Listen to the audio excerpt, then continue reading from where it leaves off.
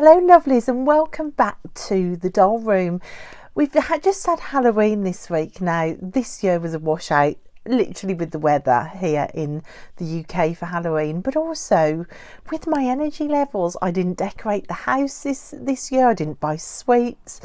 I was one of those killjoys that turned the lights off and pretended I wasn't in for Halloween.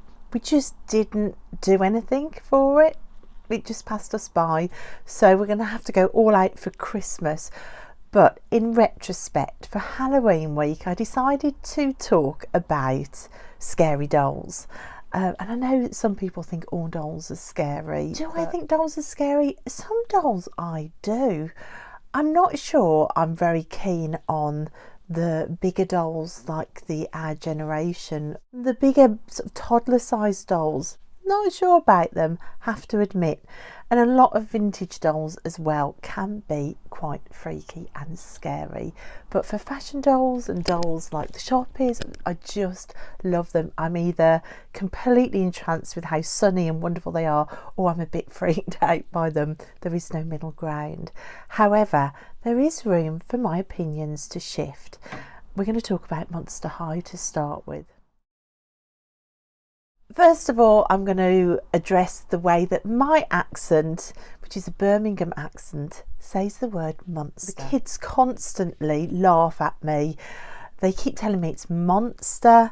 My brain doesn't do that. I say monster. Please forgive me. Go with it. Let's just pretend that I'm saying it like everybody else tends to say it. Also, Monster High in the shops. They've just appeared on Smith's website. Over the last 3 or 4 days, we've been getting images in the UK. They seem at a higher price point than in the USA, which I think, having watched YouTube and doll collecting, seems to be part and parcel, really. Whatever the price is over there, you can add a little bit more to it here in the UK. I have been over to Smith's and looked. They don't have them in store. They're not showing up on the website in store yet either, or available for home delivery. So I think the slots are being made available in store for them, although I've not seen that either. I think they're going to try and get this up and running probably for Christmas by the looks of it. They're still not showing up in store. We have had some play sets added on as well, but it's all excitement here in the UK. Monster High is coming to town. Now, when Monster High first came out, it was at the very tail end of my collecting. I'd actually stopped collecting Barbies at the start of the noughties, and the Bratz came out and Mycene came out, and then after all of that rolled in Monster High, and I just never got it. I never got why anybody would want to turn dolls slightly more ghoulish. My opinion has shifted totally. So I had no Monster High at all in my collection. Not only had I stopped collecting, I didn't like them. When I rediscovered my dolls in the last couple of months, the first thing I did was come onto YouTube and see all the wonderful Monster High videos, and I just wanted to get onto the Monster High train. So I had a look at some of the dolls from Generation 1 and Generation 2, and I loved a range of dolls that I don't think it is particularly a favourite of many people. In fact, quite the opposite.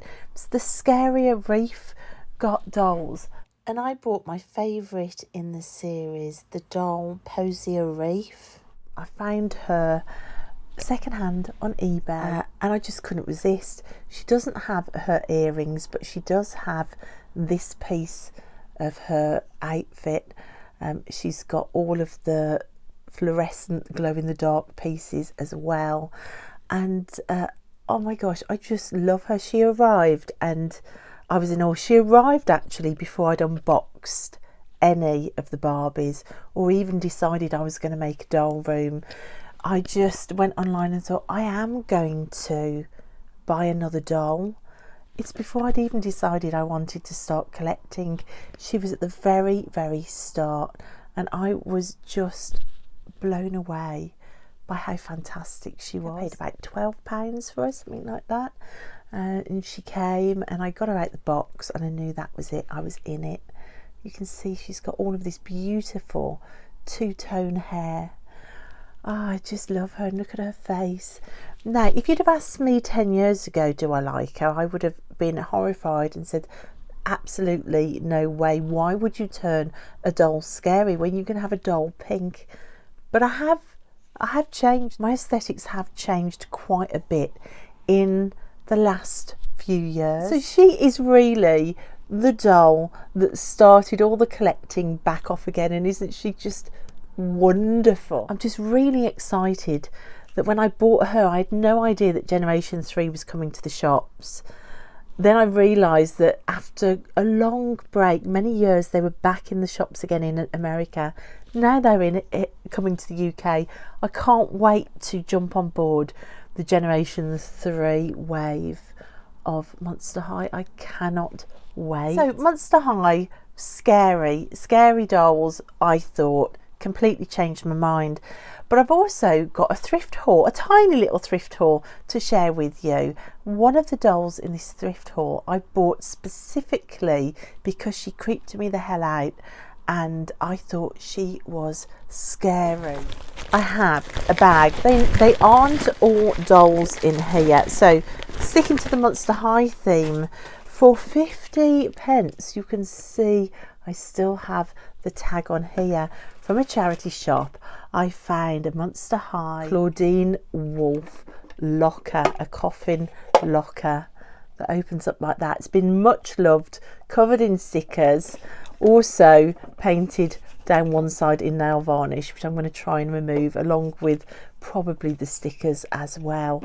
I just loved it as a little start to my Monster High collection with the doll. I couldn't leave it on the shelf for 50 pence. So a scary coffin shaped locker. What am I going to put in there? I don't know, probably doll accessories. Also in this very small haul, and she's getting tangled up, there was a little Chelsea. Now I'm sure these were called Shelleys. So I was right, she did used to be called Shelley. She was Shelley in Europe and Kelly elsewhere in the world, but in 2010 they renamed her Chelsea so that she would have the same name worldwide. But she came in this little frock originally. She was wearing this, so I'll show you what she looked like in store. But I had a few of these Shelleys or Chelseas or whatever they're called, so professional. I had quite a few and I loved them, so whenever I see these on the shelf, either in thrift stores or in proper toy stores like in Smith's or in the Entertainer, it just feels nostalgic to me. So she came dressed in that. This dress does not belong to her though, because when I took her dress off, she has got this painted on outfit underneath. She's got a purse around her. She should be holding tickets. I think this is a Shelley that is going to a zoo. I did Google it and I did find it, so I'll put the picture in here of what she should look like. So I either need to track down or make a little Shelley skirt for her. Also on the thrift hunt, I found this is a key fob or necklace with an LOL surprise shape on the end, and I absolutely love it. If you shake it, it lights up. How cool is that? I just think that's fantastic. You can see from my necklace I am not particularly into subtle jewellery, so that's just perfect. Scary histories for dolls. Now, Rainbow High, I have a couple of Rainbow High and a Shadow High doll put aside for Christmas and birthday, which is coming up. We are in birthday month. November is birthday month for me, so they've been put aside. But rediscovering these new lines, I discovered some of the history of Rainbow High. That Rainbow High started as poop slime toys, poopsie toys, and that's how they began to develop Rainbow High. That developed into Rainbow High. As part of the thrift haul, I found these bags. Now, these were £1.25 for the bag. I didn't know what they were. They were in the thrift shop with the toys. I just loved them. I loved the face on them. rooted eyelashes on both of them. And these are part of the Poopsie toy range. I could not believe my eyes when I googled what these toys were, and then realised the history and where they fitted in with the new dolls whose faces I also loved. I'm beginning to put the pieces together of the map for new toy collecting slowly, step by step. But look at them, isn't she wonderful? So we have a unicorn fish and a fox. So those two are £1.25. And then in the other bag, which was £1.95, in this bag there was the LOL necklace, which you've just seen, and also these little creatures whose names I also forget. I did Google it. I'll put it up on the screen again. But the LOL necklace also light up. There you go. Look, they shimmer.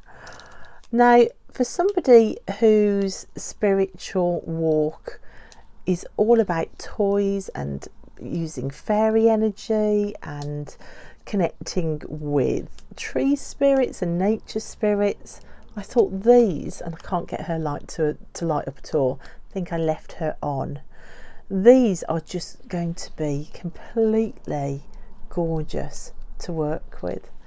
There was also, I think that is a Shopkins, is it?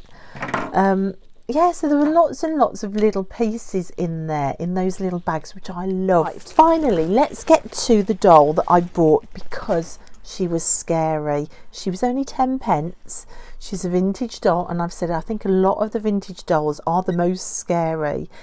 I picked her up, put her back, picked her up, put her back, walked out the shop, went back in for her because she was calling to me. Does that mean I bought a haunted doll? Possibly. We'll find out. But it was the power in her, and I'm just going to stop talking and I'm just going to show you. But it was the energy coming off her that I was really, really drawn to. So she's not jointed apart from on the shoulders and a little bit on the head.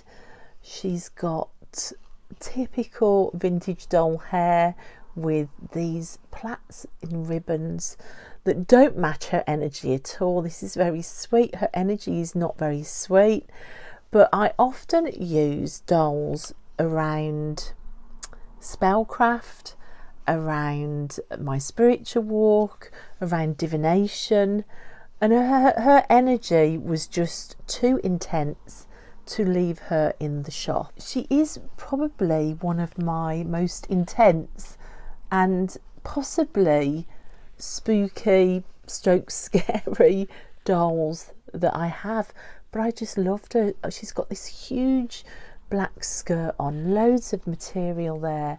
She's got some embroidery here on a felt top and some vintage lace. I love her. I think she's a powerful doll. She's definitely a doll that is in a different category to these dolls like Monster High. There it is again, Monster, not Monster. So yeah, she's in a different category. This is a delight and joy and collecting doll. This is I'm a bit freaked out, but I know how she's going to fit in with my spiritual walk doll. So yeah, probably the most freakish doll that I bought for a while. Yeah, I was going to apologise to her, but I've looked at her eyes again. She doesn't want to be apologised to. She loves that. I can feel it. So, dolls, scary dolls, freaky dolls, a homage to Halloween that I didn't celebrate this year. What's your opinion on dolls? Do you find them freaky? Would you ever consider using them for your spiritual practice? Do you use them for something other than just play or looking at? Tell me all about your relationship with dolls. And have you ever seen anything as amazing as this before? I just love it. So that's it, guys. A teeny tiny thrift haul talking about the spooky in doll collecting. I hope you enjoyed that. I loved sharing it, and I'll see you next time. Bye from the doll room.